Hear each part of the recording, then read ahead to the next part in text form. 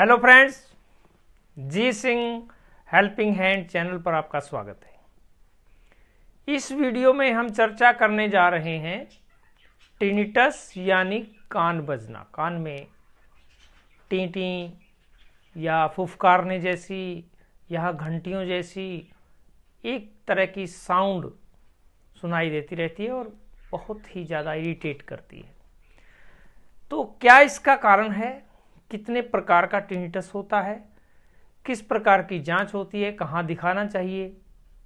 ये सब हम इस वीडियो में बताने जा रहे हैं।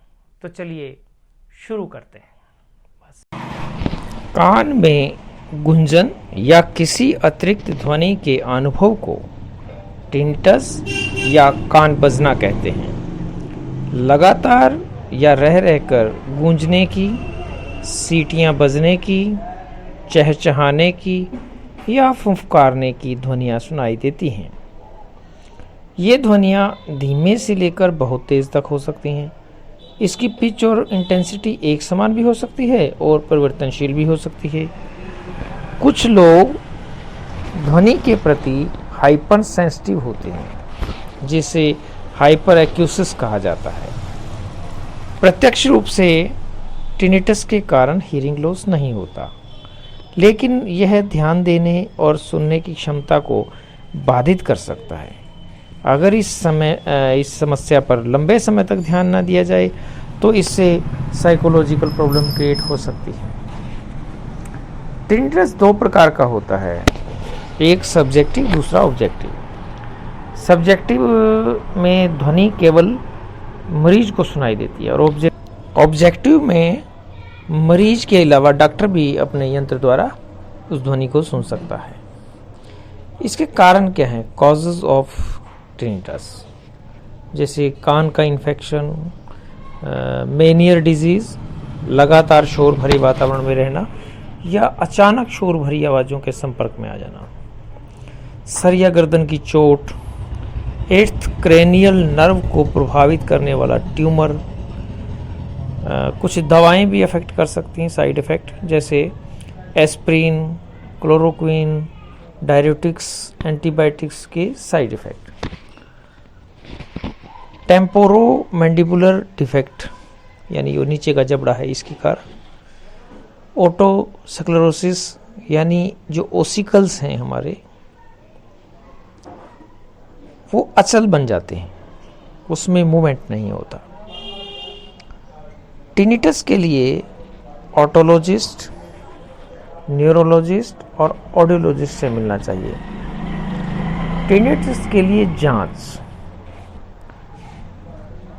Visual analogue scale. यह क्या होता है कि सब्जेक्टिव टिनिटस के कारण अपने कान में घंटी बजने की ध्वनि को मरीज महसूस करता है और उसकी असल तीव्रता से अधिक अनुभव करता है। 0 से 10 डेसिबल स्केल पर इंटेंसिटी को जांचने से डॉक्टर को टिनिटस की गंभीरता को समझने में मदद मिलती है। टिनिटस मैचिंग टेस्ट, इसमें लाउडनेस की मैचिंग की जाती है और इसकी पिच की मैचिंग की जाती है।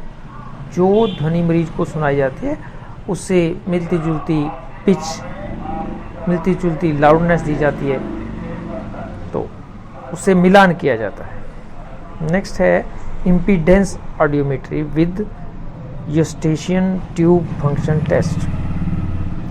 मिडल ईयर में एयर फिल्ड कैविटी में प्रेशर को, स्टेपेडियल रिफ्लेक्सेस को, यूस्टेशियन ट्यूब फंक्शन को निर्धारित करने के लिए जांच करवाई जाती है। टिनिटस उपचार के लिए उपकरण, हियरिंग एड।